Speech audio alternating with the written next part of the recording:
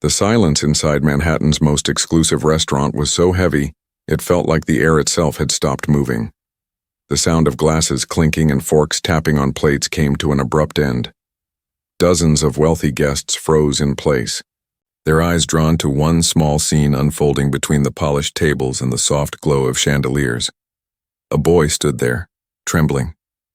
His name was Lucas Montgomery, only 10 years old, his thin legs strapped into metal braces that squeaked when he moved. His father was Richard Montgomery, a billionaire whose name was enough to open or close doors anywhere in the city. Yet, in that moment, none of the guests looked at Richard. All eyes were fixed on his son. Lucas's hand stretched out, small and shaking, toward a waitress. She was young, graceful, and black, the only one in the restaurant. Her name was Diana Johnson. She carried herself with quiet strength, the kind that often went unnoticed by the powerful people who dined there.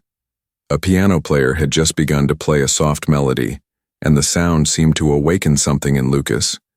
Without planning it, without hesitation, he asked her the impossible. He wanted to dance. Gasps whispered through the room. It wasn't just unusual, it was unthinkable. This was a place where million-dollar deals were signed, not where a disabled boy in braces took to the floor. "Sir, control your son." The sharp voice of Manager Thornton cut the moment apart like glass shattering. His words echoed in the silence. "This is not a dance hall, and our employees are not here to entertain children."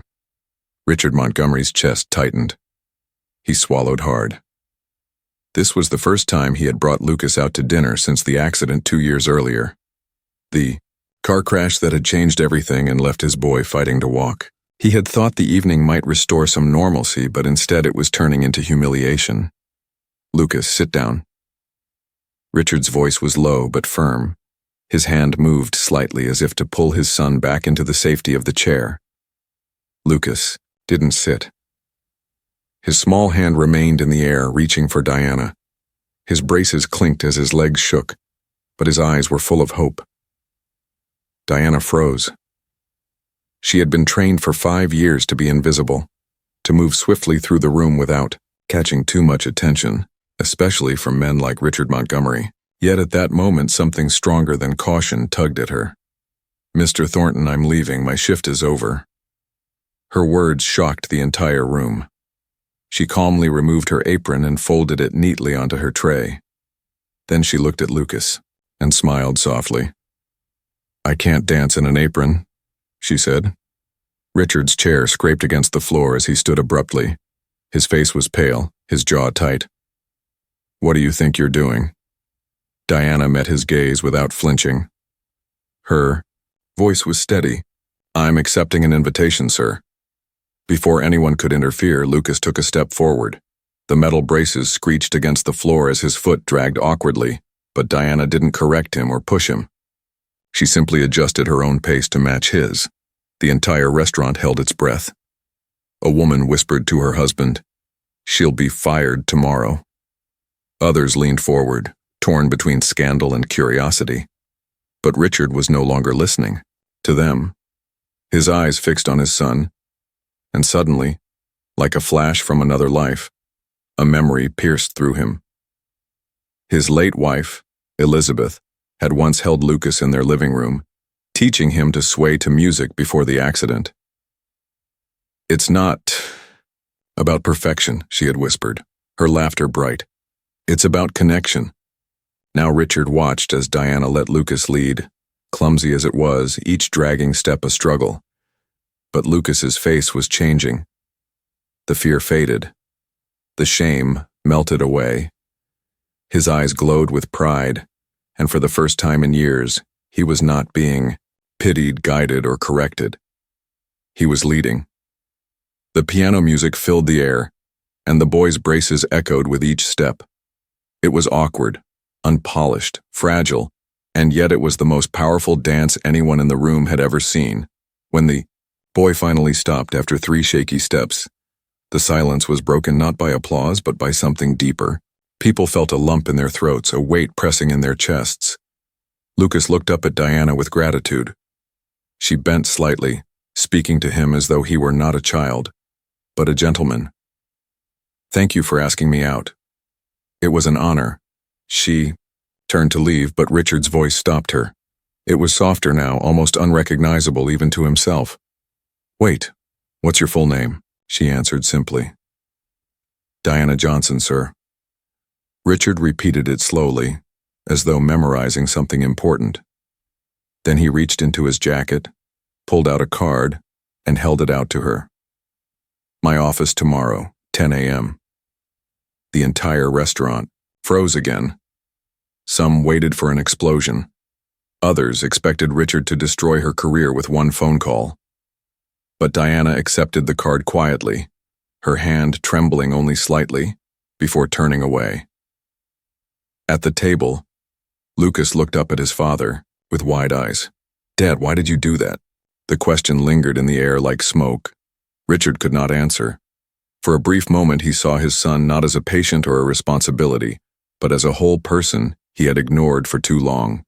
And what he did not yet know, what no one in that room knew, was that Diana Johnson was not just any waitress. Beneath her calm smile was a hidden story, one that would unravel everything Richard thought he knew about wealth, dignity, and what it truly meant to live. The moment Diana released Lucas's hand, whispers started to ripple across the room like a low tide. A woman at a nearby table leaned toward her husband and muttered, "She's finished. No one defies a man like Richard Montgomery and keeps her job." Another man smirked, already imagining the scene of the waitress being escorted out by security before the night was over. But Diana didn't flinch. She simply straightened her back, placed the folded apron on the tray, and looked at Lucas as though the only person who mattered in that glittering hall was the boy with trembling legs. Lucas beamed up at her, his smile brighter than the chandelier above. For 2 years he had been told what he couldn't do. Now, for the first time, he had led something on his own. Just 3 steps, awkward and clumsy, but they were his. Richard sat frozen in his chair. His glass of wine trembled in his hand and he set it down quickly. He could still hear Elizabeth's voice in his memory, her soft encouragement as she swayed with their little boy in the living room. He had locked that memory away after the accident, burying it under layers of work, money, and silence. But now it was back, raw and alive. "Mr. Montgomery," Manager Thornton's voice interrupted, sharp and urgent. "I assure you this will never happen again. She will be disciplined immediately."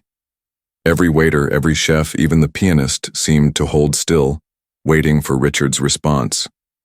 His words had the power to crush or spare. One nod, and Diana's career would end. One sentence and the humiliation of that scene could be erased with punishment. But Richard didn't speak. He was staring at his son. Lucas's face was glowing with shy pride, his small shoulders lifted with the weight of a victory only he understood. The boy had led. That mattered more than any business deal or reputation. Diana, sensing the storm building, dipped her head respectfully and turned to walk away. Her shift was over. She had made her choice, and whatever came next, she would face it with dignity. "Wait," Richard's voice cut through the silence. It was softer than before, unfamiliar even to his own ears. "What's your name?" She paused, met his eyes, and answered firmly. "Diana Johnson, sir." He repeated it slowly, as though he were trying to imprint it onto his mind. Then he reached inside his tailored jacket and pulled out a sleek card embossed with silver letters. He held it toward her. "My office, tomorrow, 10 a.m. The air inside the restaurant thickened again. Gasps fluttered like birds taking flight.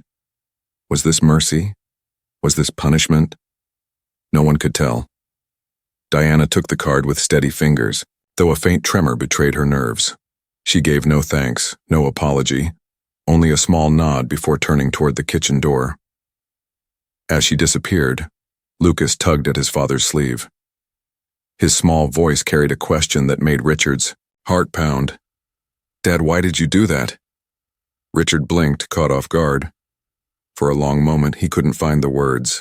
He looked at his son, truly looked at him, and for the first time in 2 years saw not a broken child, not a patient to be managed, but a whole person with dreams and dignity. The rest of the evening passed in uneasy quiet.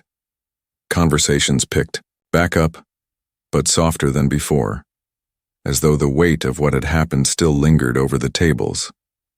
Thornton continued to glance nervously at Richard, unsure of what decision had been made. Richard, however, barely tasted the expensive food on his plate. He was trapped in his own thoughts, replaying those 3 shaky steps again and again. He thought of Diana's steady gaze, her refusal to cower, her willingness to risk everything for a child she barely knew. And he thought of Lucas's smile, a smile that had not graced his son's face since the day of the accident. When dinner ended, Richard rose in silence. His usual commanding presence felt muted. Guests parted to give him space, their eyes full of speculation. Lucas clung to his father's hand, his braces clicking with every step. But his spirit seemed lighter, stronger, as though those 3 dance steps had lifted a shadow no medicine ever could. That night, as Richard tucked his son into bed, Lucas whispered again, "Dad, she didn't see me as weak." Richard froze, the words sinking deep into him. Diana hadn't seen weakness. She had seen possibility, and that possibility had cracked open some thing inside him that money could never mend. What Richard Montgomery didn't yet know was that this was only the beginning. Diana Johnson's quiet defiance would unravel his carefully built world, and the choices he made after that night would change not only his son's life but his own. The next morning, sunlight bounced off the glass walls of Montgomery Tower, a skyscraper that seemed to slice through the sky itself. Inside the marble lobby, people in sharp suits moved briskly, clutching leather briefcases and phones. They carried the air of people who belonged. Diana Johnson did not feel like she belonged. She stood near the reception desk in her best clothes, a navy blue skirt and a white blouse she had bought on clearance. Her shoes were polished, but they were old. In her hands, she clutched a worn handbag that had seen better days. "I'm here to see Mr. Montgomery," she told the receptionist, trying to keep her voice calm. The woman behind the desk looked her up and down with a stare that was not unkind, but not welcoming either. After a brief phone call, she said, "18th floor. Miss Winters will meet you." Diana nodded politely, though her stomach tightened. She walked toward the elevator, the polished floor reflecting her every step. Inside the lift, she took a deep breath, willing herself to appear steady. She had faced worse in her life than an office tower, but still, the weight of the previous night hung on her shoulders. When the doors opened, she stepped into a hallway lined with mirrors and glass. The hum of whispered conversations followed her as employees glanced up. A black woman walking through. The executive floor of Montgomery Investments was unusual enough to stir quiet speculation. Miss Winters arrived, an elegant woman in her 40s with sharp eyes and an even sharper posture. "Mr. Montgomery is in a call. Follow me," she said, briskly. As they walked, Winters asked suddenly, "He had you fired, didn't he?" Diana blinked, surprised. "No, at least not yet." "It happens often," Winters continued, adjusting her glasses. "Powerful men get offended, and people like you lose their jobs." "People like me?" Diana's voice was calm, but her eyes were steady. "You know what I mean," Winters muttered. "Employees who don't know their place." Diana gave a small smile, not amused but firm. "And where exactly would that place be?" Before Winters could answer, her phone rang. She listened briefly, then said, "He'll see you now, so." Doors to Richard Montgomery's office swung open. It was more than an office, it was half a floor of glass, steel, and sunlight, with a view of Manhattan that made the city look like a child's toy set. Richard stood near the window, hands in his pockets, gazing out as though he owned not just the view, but everything it contained. "Mr. Montgomery," Diana greeted him formally. He turned, his expression unreadable. "Miss Johnson, thank you for coming." He gestured to a chair. "Please sit." Diana sat carefully, keeping her back straight, her face calm. Richard returned to his desk, where silence hung like a heavy curtain. It was not the silence of the restaurant. It was controlled, Deliberate. The kind of silence meant to unsettle, to force the other person to fill the space. Diana did not. She sat patiently, meeting his eyes. "Do you have a background?" Richard asked suddenly. She frowned slightly. "Excuse me?" "Education. College. Bachelor's degree in child development from NYU," she said evenly. "I started a master's in special education but had to leave before finishing." Something flickered across his face. Surprise, maybe, or recognition. "And yet you work as a waitress." "I work 3 jobs," she corrected. "The restaurant, a bookstore on weekends, and tutoring when I can. Rent has no patience for dreams." Richard's hand moved to a folder on his desk. He opened it, revealing printed pages and photographs. "I did some research. I wanted to understand the person who," he hesitated, "danced with my son." He pushed one of the photographs toward her. A community center appeared, its walls decorated with painted words, "Freedom Steps." "You founded this," he said. "I co-founded it with my sister." Diana replied softly. "It's a dance program for children with disabilities." Richard's voice lowered. "It's about to close, lack of funding." She gave no reaction. Of course he would have found that out in less than 24 hours. "Yes," he leaned forward, resting his elbows on the desk. "I don't want to discuss funding. I want to make you an offer." Diana's eyes narrowed slightly. "What kind of offer?" "I want you to work for me," Richard said plainly. Her eyebrows lifted. "As a waitress in your home?" His expression hardened. "As a companion for my son, a therapeutic companion, someone who can do what you did last night." His voice caught briefly before he forced it steady again. "Follow, not lead. Give him a chance to take control." For a moment, silence hung between them again. Richard's eyes drifted briefly to a photo on his desk, a smiling woman holding a baby. Elizabeth, his late wife. "I have the best doctors, the best specialists," he continued. "But what you did was different." He smiled. For the first time since the accident, he smiled. Diana listened quietly. There was no arrogance in her posture, no fear either, just stillness. Finally, she said, "And you believe hiring me is the solution? I can pay you 5 times what you earn now." Diana stood slowly. Her voice was calm, but firm. "No." Richard blinked, genuinely stunned. People did not say no to him. Not in this office. Not with that view behind him. But Diana continued, her gaze steady. "I don't work for people who see only my color or my class before they see my competence. And I don't work for people who think money can buy emotional healing. Your son doesn't need another expert. He needs freedom to lead his own steps." Her words landed heavier than any silence he could create. She pulled a card from her handbag and placed it on his desk. "Freedom Steps. Classes on Tuesdays and Thursdays, 4 p.m. Bring him if you like. The first class is free." She turned to leave. Richard stared at the card. For the first time in a long time, the billionaire who believed he controlled everything felt uncertain, even powerless. And what he didn't know, what he couldn't yet imagine, was that Diana Johnson carried with her more than just dignity. Hidden in her life story was a mission and a truth that would soon challenge the very foundation of his wealth and his understanding of power. Diana's footsteps echoed softly against the marble as she walked out of Richard Montgomery's office. She didn't look back. She had faced men like him before, men who believed the world turned because of their signatures and bank accounts. But something about this meeting felt different. It wasn't just the offer she refused. It was the look on his face when she said no. A look of shock, yes, but also something else. A crack in the armor. Richard remained seated at his desk, staring at the plain white card Diana had left behind. Freedom Steps. The word seemed almost defiant on the otherwise simple paper. He picked it up and turned it between his fingers, reading the address again and again as though searching for hidden meaning. He wasn't used to being dismissed. In his world, people fought for his attention, bent themselves into knots for his approval, and would have given anything for the kind of offer he had just placed on Diana's desk. And yet she had turned her back on it. It unsettled him. The rest of the day passed in a blur.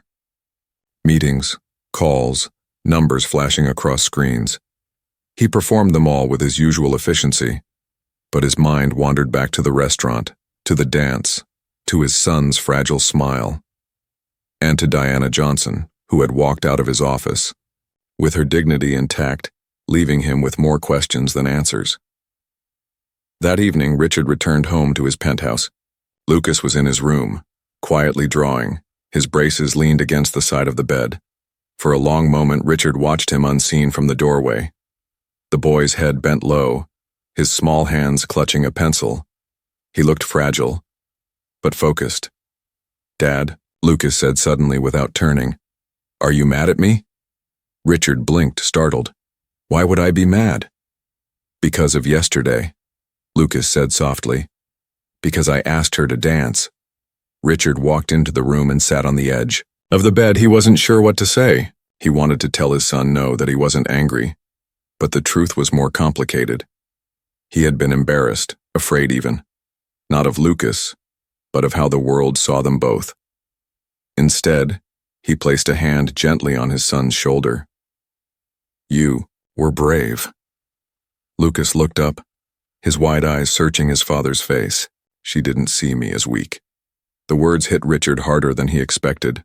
They stripped away every layer of pride and defense he had built. Diana had given his son something priceless, something he himself had not been able to give: dignity. That night, when Lucas had finally fallen asleep, Richard poured himself a glass of scotch and walked to the window. The city glowed beneath him, restless and endless.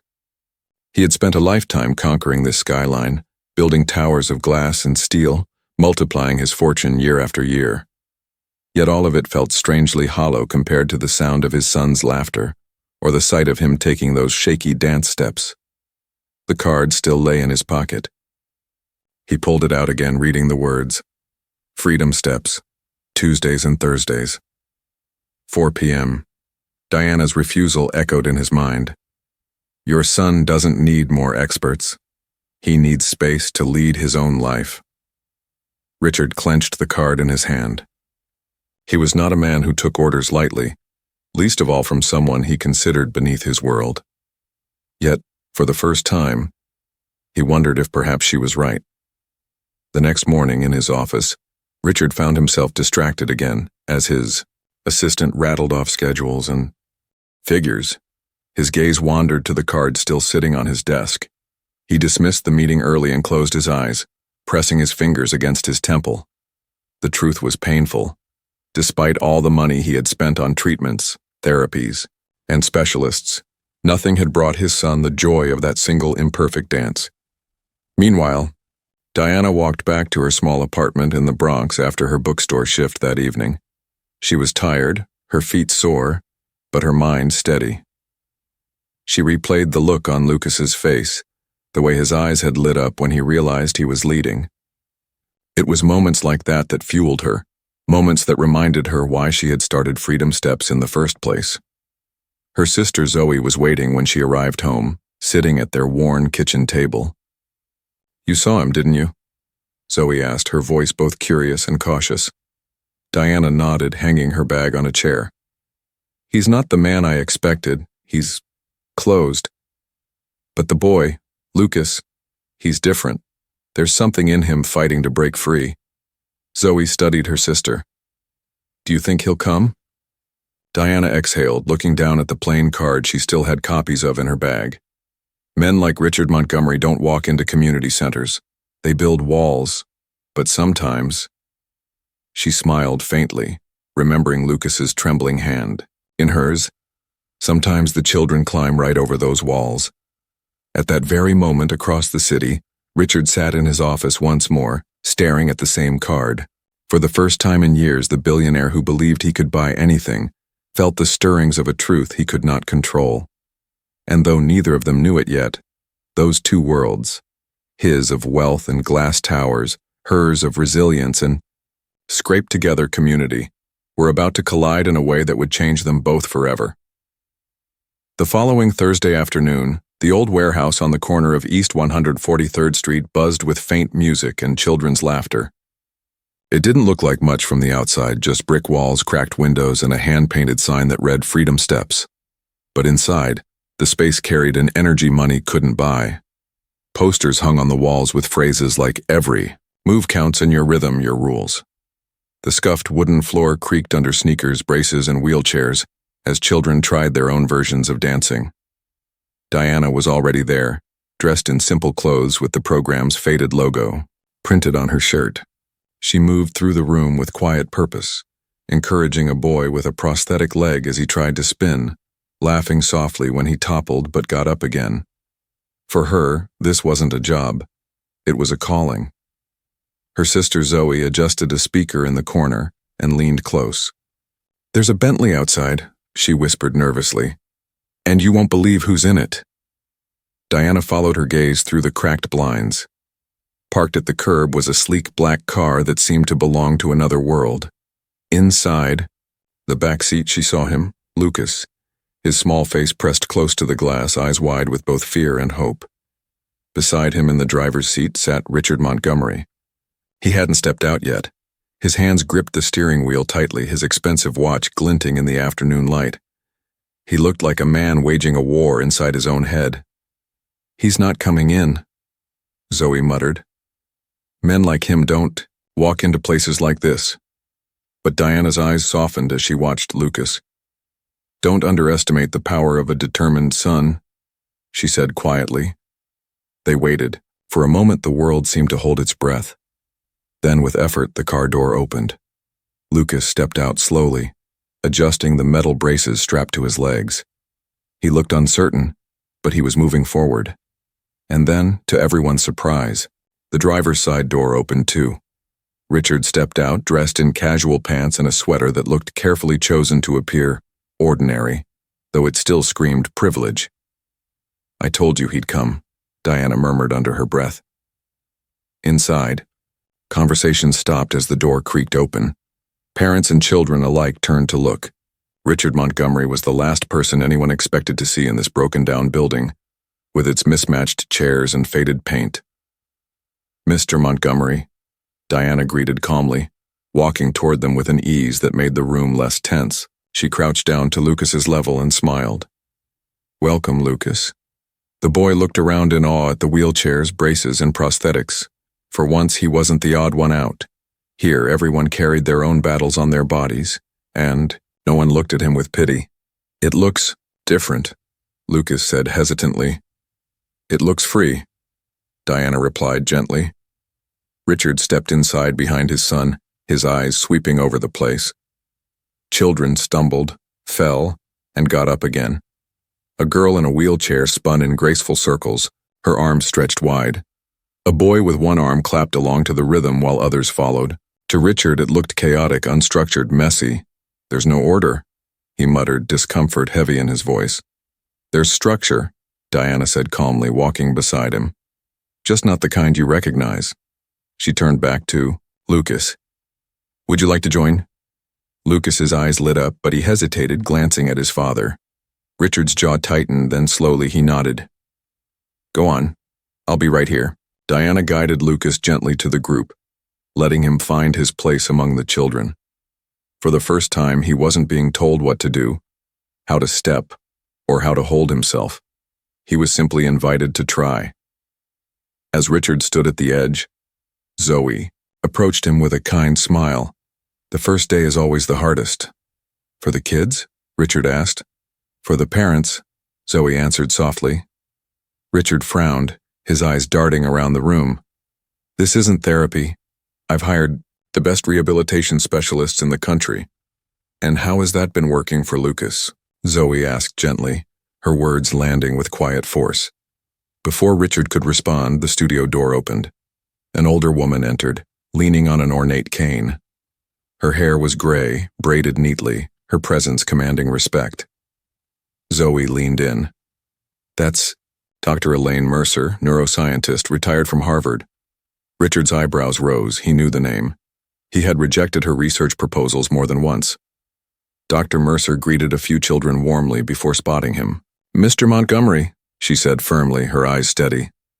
We've met. You've turned down my proposals 3 times. Richard stiffened. I didn't expect to see you here. I oversee this program, she replied simply. We're studying how movement autonomy, children leading their own steps, changes brain patterns. Richard glanced around again, unsettled. I thought this was just a community dance class. It's more than that, Diana said, returning to his side. Her voice was calm, her words steady. Freedom Steps is a pilot rehabilitation program. We mix adaptive dance with neuroscience. It's not about fixing children. It's about letting them discover themselves. Richard stared at her, the pieces falling into place.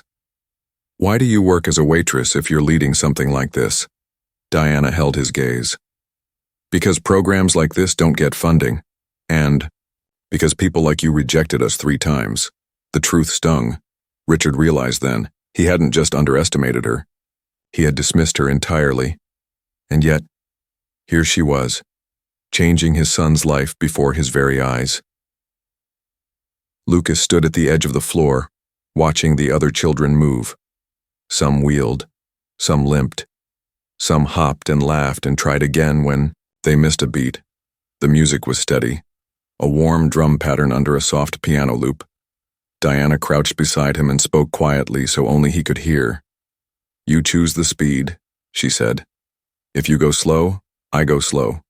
If you stop, I stop. I follow you. Lucas nodded, breathing through his nose the way his therapist had taught him.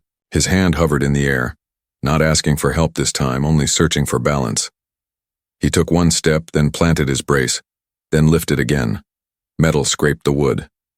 The sound was not pretty, but the rhythm was his. Across the room, Richard stood with his arms crossed too tight. His shoulders were stiff. His jaw worked as if he were chewing on worry. He flinched every time the brace squealed. Twice he started forward, ready to catch his son, and twice Diana lifted a hand without looking at him. A calm signal. Wait.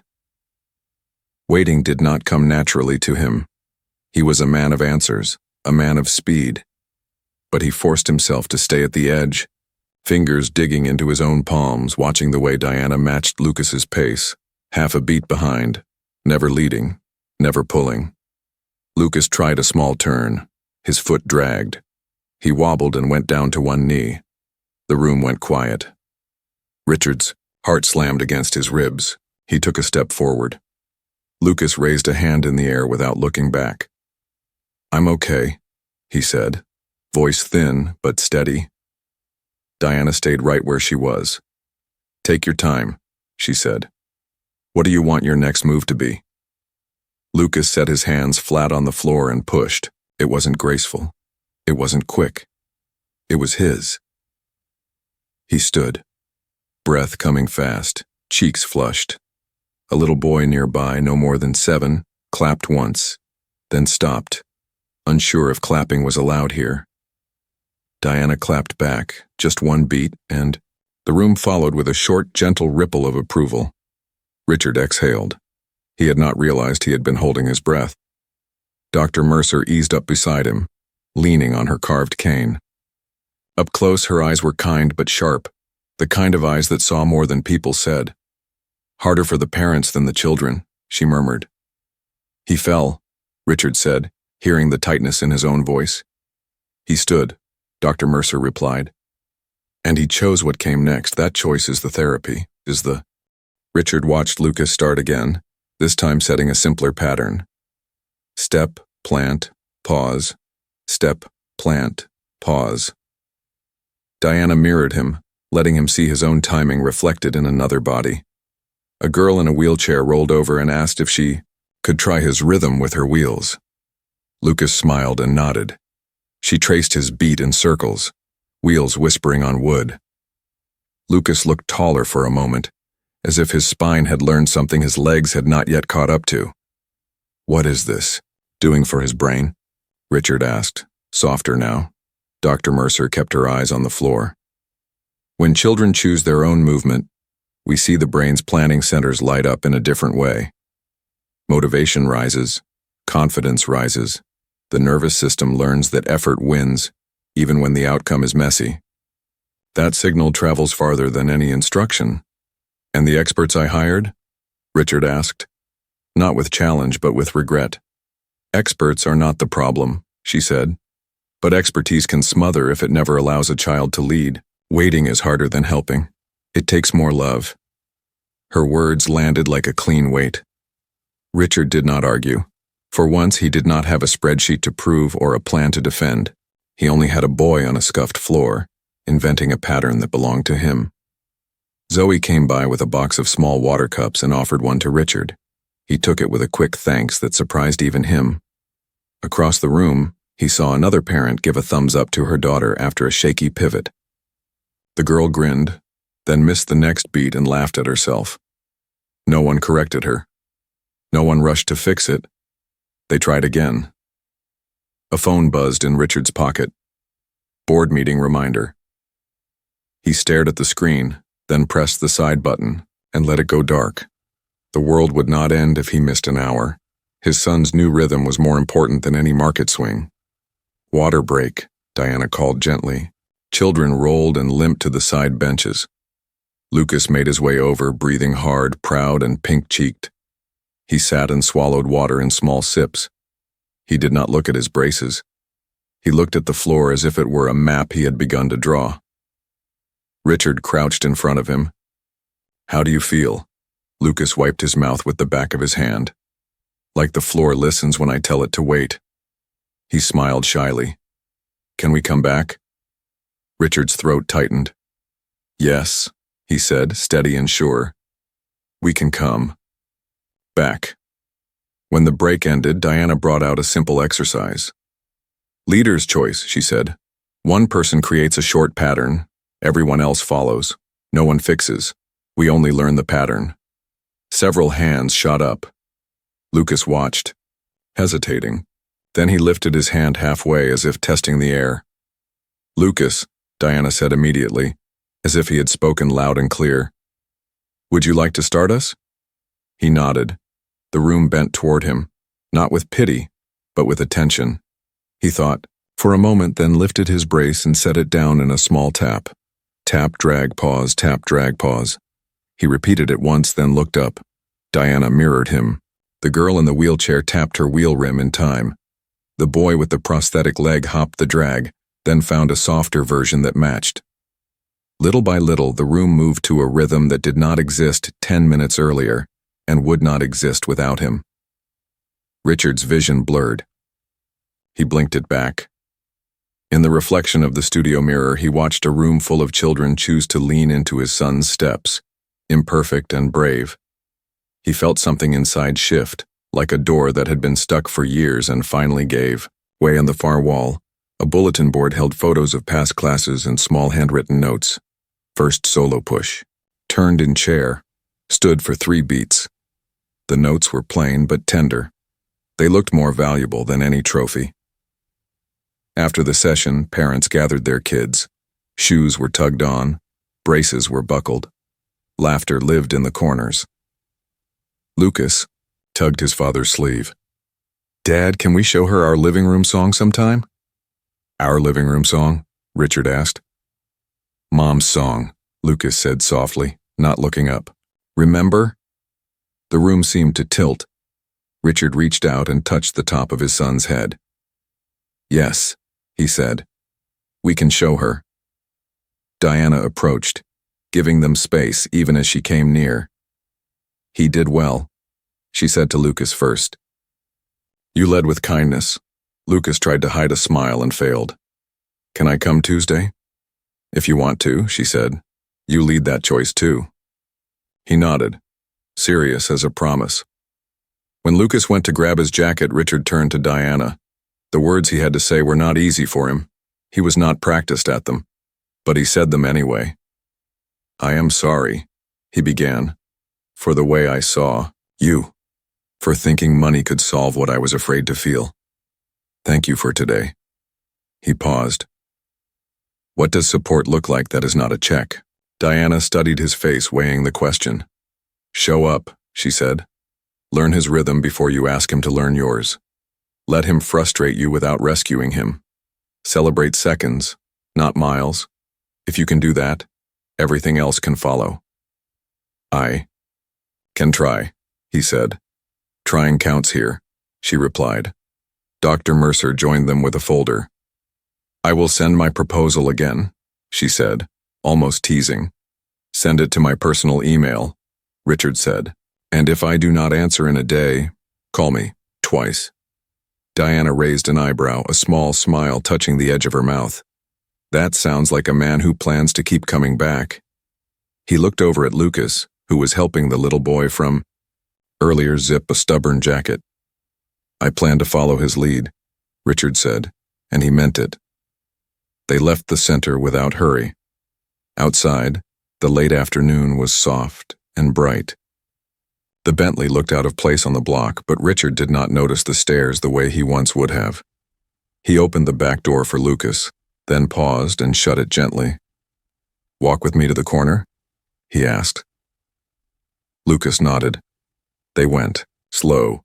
Tap, plant, pause. Tap, plant, pause. At the corner they stopped and waited for the light. A woman pushing a stroller smiled at them and kept going. No one whispered. No one stared. It was just a father and a son at a crosswalk, sharing a rhythm. That night, their apartment felt different. After dinner, Richard cleared the rug in the living room.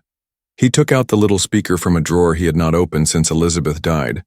He scrolled until he found the song he had avoided for 2 years. Ready? He asked. Lucas stood beside him, one hand on the back of the sofa, for balance. You follow me, he said, grinning now. I follow you, Richard echoed. The first notes floated up. They moved. Slow, uneven, honest. When Lucas stumbled, he set his jaw and chose again. When Richard felt the old ache rise, he breathed through it and stayed. At the end, Lucas rested his head for a moment against his father's side. Neither spoke. They did not need to. Across the city, on a kitchen table in the Bronx, Diana wrote in a worn notebook. She listed small victories from the day. Lucas set a pattern. Lucas led. Lucas recovered from a fall without help. At the bottom of the page, she wrote a line she often saved for nights like this. Progress is not loud. It is steady. And in a glass tower that once made him feel invincible, Richard stood at his window long after Lucas fell asleep. The skyline glittered the way it always did. But tonight, it did not look like something he owned. It looked like a place where a boy could set his own beat and a father could learn to wait. In the morning, he would call Dr. Mercer. He would clear his calendar for Tuesdays and Thursdays. He would show up and keep showing up. A new pattern had begun. It was not perfect, it was real. And it was enough to change everything that came next. 6 months later, a new building stood gleaming on the East River. It wasn't another Montgomery Tower with glass walls meant to impress investors. This one was different. Its entrance had wide ramps. Its floors were covered with soft wood instead of marble, and its windows were low enough for children in wheelchairs to look out without strain. Above the doors, in bold lettering, it read, The Montgomery Center for Children's Movement and Rehabilitation. Reporters crowded outside with cameras waiting for the ribbon cutting. Parents held the hands of children with braces, walkers, or prosthetics, their faces lit with cautious hope. Inside the main hall, staff bustled with final preparations, and at the center of it all stood Richard Montgomery, a man transformed. He wore the same kind of tailored suit as always, but his shoulders looked lighter, his face less guarded. He held a stack of cards in his hand for his speech, but he barely glanced at them. His eyes kept wandering to the side of the stage where Lucas stood with a group of children from Freedom Steps. Lucas was taller now, more confident. He still wore braces, but his steps were stronger. His laugh carried across the hall, unburdened and proud. Beside him stood Diana, wearing a gown of deep navy blue trimmed with a doctoral sash, the symbol of the degree she had finally been able to finish. Her work with Dr. Mercer had been published, celebrated, and adopted in hospitals across the country. When the time came, Richard stepped up to the podium. Cameras flashed. The room hushed. He cleared his throat, and for once he did not sound like a businessman delivering results. He sounded like a father speaking the truth. 6 months ago, he began, his voice steady but warm. I believed. I knew what my son needed. I thought money could buy him progress. I thought the best specialists, the most expensive programs, and the right technology could fix what was broken. He paused, looking down briefly before raising his eyes again. I was wrong. The hall was silent. Parents leaned forward, listening. I learned something I should have known all along, that my son wasn't broken. He didn't need fixing. He needed space to lead, to try, to fall and to rise again. And he needed me to stop controlling and start following. Richard's eyes moved toward Lucas, who beamed back at him. I owe this lesson to my son, and to someone who was brave, enough to say no when I tried to buy her yes. Diana Johnson showed me that true leadership is not about control. It is about humility, about learning from the people we too often overlook. Applause broke out, soft at first, then louder. Richard raised a hand for quiet and gestured to Lucas. My son would like to share something of his own. Lucas walked forward, each step deliberate, braces clicking softly against the stage. He stood at the microphone, his small hands gripping the sides. The crowd hushed again. My dad used to think dancing was about moving your feet the right way, he said in a clear, steady voice. But now he knows it's about moving your heart the right way too. The audience erupted in applause, some wiping tears. Lucas grinned, stepping back as Richard placed a proud hand on his shoulder. Near the back of the hall, Manager Thornton from the restaurant shifted uncomfortably in his chair. He had been invited by Richard, not as punishment, but as witness. The man who had once barked that Diana should be disciplined now sat watching her stand as a leader, celebrated for the vision he had failed to see.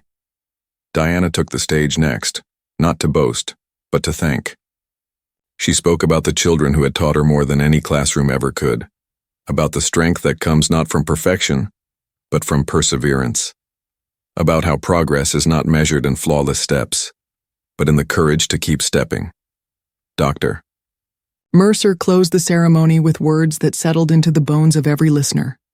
Today, she said, we celebrate not just a building, not just a program, but a truth.